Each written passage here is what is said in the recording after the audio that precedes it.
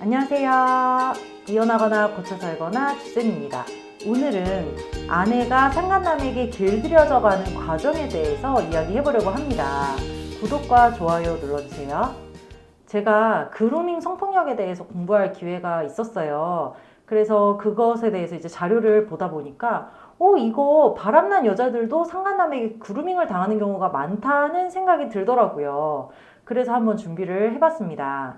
일단 그루밍이라는 것은 취약한 대상을 상대로 가해자가 심리적인 조종이나 협박 이런 걸 통해서 이 사람을 종속되게 만들고 성적인 착취를 하는 것을 의미를 하는데요. 주로 그루밍 성폭력이라고 하면 아동 청소년 여학생들을 상대로 성인 남자가 하는 경우를 많이 이야기합니다. 그래서 이제 학교 같은 데에서도 그루밍 성폭력에 대해서 아이들에게 많이 교육을 해요. 주로 이제 채팅에서 만난 성인을 조심해라 뭐 이런 위주로 교육을 하기도 하는 거죠. 그래서 그루밍 성폭력에 대해서 한마디로 얘기하면 취약한 대상에게 의도적으로 접근해서 심리적인 조종을 해서 그 비밀을 유지하게 만들려는 목적으로 친밀감을 쌓아서 손쉽게 성적 착취를 하는 그런 범죄를 이야기합니다. 그래서 아내 바람에서 그루밍 성폭력이 왜 나오냐라고 한다면 아내가 사회경제적으로 또는 정서적으로 취약한 경우가 이런 범죄의 대상이 될 수가 있는 거죠. 예를 들어서 뭐 우울증을 오랫동안 앓아왔다든지 원래 성격적으로 좀 많이 의존하는 성격이라든지 그런데 그 부부간에는 문제가 좀 있어서 남편에게 의존을 못하는 상황, 그런 상황에서 이제 뭐 밖에서 대화할 상대나 의존할 상대를 찾는 경우, 그런 경우에 표적이 되기가 굉장히 쉽죠. 이게 뭐 온라인, 오프라인 둘 다 가능하긴 한데 요즘은 온라인으로 그루밍을 하는 게 되게 심각한 문제가 되고 있어요. 그래서 이제 맘카페 같은 데서도 흔히 볼 수 있는 건데 남편이랑은 도저히 대화가 안 되고 나에게 정서적인 그런 지지를 해주지 못한다. 내가 힘든 거를 얘기도 못하고 내가 무슨 말만 하면은 남편은 짜증내고 네가 속 편하니까 그런 소리 한다 막 이렇게 쿠사리를 먹으니까 나는 그냥 대화할 상대가 필요한 건데 온라인으로 남자친구를 만나서 절대 만나거나 막 성적인 관계는 하지 않을 건데 대화만 하는 그런 거는 괜찮지 않을까요? 막 이런 거를 많이 물어보거든요. 그러니까 그 정도로 일반적인 그 가정주부도 이 온라인 채팅에 대해서 거부감이 없고 또 그런 걸 통해서 친구를 만날 수 있다는 생각을 하니까 이런 데서 남자를 만나기가 쉬운 거죠. 그런데 이제 제가 그런 글마다 이제 댓글을 다는데요. 아니, 우리는 그래, 대화 목적일 수 있어. 근데 상대방 남자는 대화 목적이겠냐고요. 상대방 남자들은 다 성적인 목적을 가지고 어플을 까는 거잖아요. 그래서 절대 이제 하면 안 된다 이렇게 얘기를 하는데 어쨌든 온라인에서 그런 일이 많이 벌어지고 있다. 그리고 오프라인 같은 경우에서도 주로 뭐 선생님과 제자, 운동 코치와 학생 뭐 이런 경우에 이런 일이 많이 벌어지고 직장 상사와 부하 직원인 경우에 아내가 새로 직장에 들어가서 적응을 하기 힘들어 하는데 위에 직속 상사가 막 챙겨주면서 잘해주면서 나한테만 잘하면 너는 직장생활 문제 없어. 이런 식으로 이제 그루밍을 해서 성적인 관계를 이어가고 이런 경우가 이제 있는 거죠. 그래서 이렇게 접근한 남자들이 이해해주고 공감해주고 잘 들어주고 조언도 해주고 상담도 해주면서 이렇게 친밀한 관계를 이어가고 또 이제 물질적인 것도 해주죠. 선물도 해주고 뭐 맛집에도 데려가고 카페도 가고 남편이랑 다니지 않았던 그런 곳을 막 보여주면서 이렇게 막 현혹을 시킵니다. 뭔가 당근을 줘야 이 사람이 자기한테 의지를 할 거잖아요. 그런 식으로 이 여자가 어떻게 하면 자기한테 의지를 하고 자기를 믿고 따를지를 너무나도 잘 아는 사람들이기 때문에 그렇게 아내에게 잘해주면서 접근을 하죠. 그래서 이런 식으로 이제 엮이다 보면은 뭐 나이 차이가 얼마나 나든 외모가 어떻든 그냥 이 사람이 내 말을 다 귀 기울여 들어주고 나를 챙겨준다는 거에서 이 여자는 그냥 마냥 좋은 거예요. 그래서 거기에 이제 하다 보면은 깊은 관계로 이어지고 둘만의 비밀도 생기고 남들에게 말하지 못하는 그런 관계로 발전을 하는 겁니다. 지금까지 들어보면은 일반적인 연애랑 똑같잖아요. 제가 늘 불륜도 지들 딴에는 연애고 사랑이다 이렇게 얘기를 하는데 이 그루밍은 특별히 다른 점은 다른 사람들과 이 아내를 고립시킨다는 데 있어요.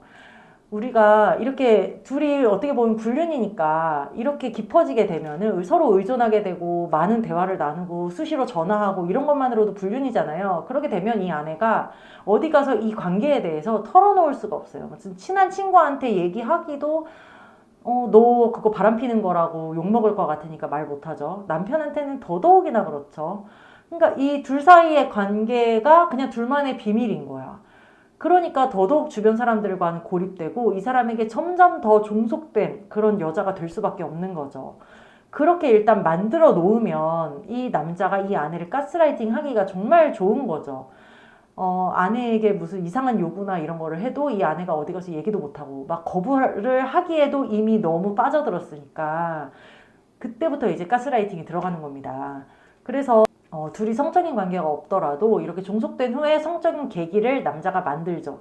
예를 들어 뭐 야한 얘기를 슬쩍 꺼내본다든지 사진을 찍어서 보내준다든지 뭐 야동을 공유를 한다든지 아니면 직접 오프라인에서 만났을 때 쓱 한번 이제 뭐 스킨십 같은 걸 한번 해본다든지 그런 식으로 한번 쓱 간을 보면 이 여자가 보통 상태였으면 이 새끼 미친 새끼 아니야 지금 성희롱 하는 거야 성추행이야 막 이렇게 할 텐데 이미 이 남자에게 너무 깊이 의존을 하고 있기 때문에 그거를 막 거부를 할 수가 없는 거예요. 여자의 성은 약간 그런 게 있잖아요. 내가 굳이 성적으로 막 이 사람 때문에 흥분이 되지 않더라도 이 사람이 나를 좋아해주고 나도 이 사람을 좋아해. 근데 이 사람이 나를 원하네? 그러면 또 그거를 내가 싫어도 맞춰주는 그런 게 또 있단 말이죠. 그래서 이제 그렇게 성적인 관계로 발전을 하게 되고 그러다 보면 점점 더 종속되고 더 성노예처럼 착취를 당하는 구조가 되어버리는 거죠. 그럼 그때 가서는 누구한테 얘기할 수도 없지. 뭐 이 관계를 단절하고 싶어도 그때 가서는 단절하기도 힘들어요. 이 남자가 이미 자기 신상, 자기 신랑 신상, 애들 신상까지 뭐 대화 속에서 다 녹아 나와가지고 다 알게 됐을 거 아니에요. 그러니까 이제 와서 나 너 그만 만나자라고 하면 이 남자가 협박을 할 수도 있는 거고 그리고 또 협박하기 전에도 이제 이 남자가 이 아내를 이렇게 심리적으로 조종을 합니다. 나는 너를 정말 사랑해. 그리고 너 가정생활 해. 그래, 죄책감 느낄 거 없어. 너 어차피 그 뭐 헤어지지 못해서 그냥 사는 거잖아. 너 이혼한 거나 다름없는 거잖아. 나랑 이거 불륜 아니야. 막 이런 식으로 막 아내의 죄책감을 막 상쇄를 시켜주면서 아내를 더 불륜에 깊게 발담그게 만들죠. 저한테 상담 오는 남편분들이 가장 열받아 하시는 거는 아내가 나한테는 해주지 않았던 거를 그 남자한테는 막 잘해준다는 거예요. 그래서 예를 들어서 나랑 관계할 때는 임신할까봐 걱정된다고 콘돔 쓰면서 따박따박 막 그렇게 하더니 그 새끼랑은 뭐 콘돔도 안 쓰고 하더라. 지가 뭐 미레나를 했다더라. 지가 뭐 팔에 그 피임 장치를 심어가면서까지 그 새끼한테 노콘으로 해주더라. 뭐 나랑 안 했던 체위를 그 새끼랑은 하더라. 막 이러면서 되게 막 분노해 하시는데요. 그런 것도 사실은 이 아내가 진짜 하고 싶어서라기보다는 상간남에게 그렇게 가스라이팅을 당해서 교육을 받은 거죠. 그 남자가 원하는 대로 다 하게끔 세뇌를 당한 거라고 보시면 될 것 같아요. 그리고 이 그루밍에서 정말 나쁜 것은 아내가 가진 요만큼의 불만 있잖아요. 가정 생활에서 불만이 요만큼 있었다면 그 남자가 이만큼으로 부풀립니다. 그래서 너 그렇게 불행한 결혼 생활을 어떻게 지금까지 살았니? 이혼하고 나한테 와라. 뭐 내가 이혼하면 너 이혼할래? 막 이런 식으로 하면서 정작 이 여자를 책임질 생각은 1도 없으면서요. 그런 식으로 막 구슬러가지고 이 여자가 급기야는 가정까지 버리게 만드는 거죠. 그래서 이럴 때 아내가 집에 와서 이혼 요구를 하고 뭐 짐을 싸들고 나가고 하는 겁니다.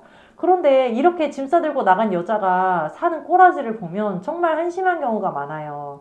예를 들어서 뭐 멀쩡한 집 30평대 아파트 이런 데서 좋은 데서 살다가 상간남이랑 살겠다고 상간남과 살면은 진짜 나답게 살 수 있을 거라고 생각한다고 막 이렇게 하면서 뛰쳐나가서 상간남 집에 들어가서 사는데 그 들어가서 산다는 집이 엄청 좁은 방 한 칸짜리 원룸 뭐 오피스텔 한 칸 뭐 이런 거예요. 그런데 이제 가보면은 뭐 침대 하나밖에 없어. 진짜 침대랑 식탁 하나밖에 없는 거야. 밥 먹고 섹스하고 밥 먹고 섹스하고 그렇게 성착취를 당하면서 나답게 산다면서 뛰쳐나가서 그러고 산다니까요. 이게 진짜 그렇게 상간남에게 그루밍을 당하지 않고서야 저런 결정을 내릴 수가 있겠느냐 하는 거죠. 아니 애도 아니고 다 큰 성인 여자가 무슨 그루밍을 당하냐. 그냥 지가 섹스에 미쳐서 저러는 거지. 지가 좋아서 저러는 거지. 그년이 무슨 피해자냐. 내가 피해자고 저녀는 가해자지.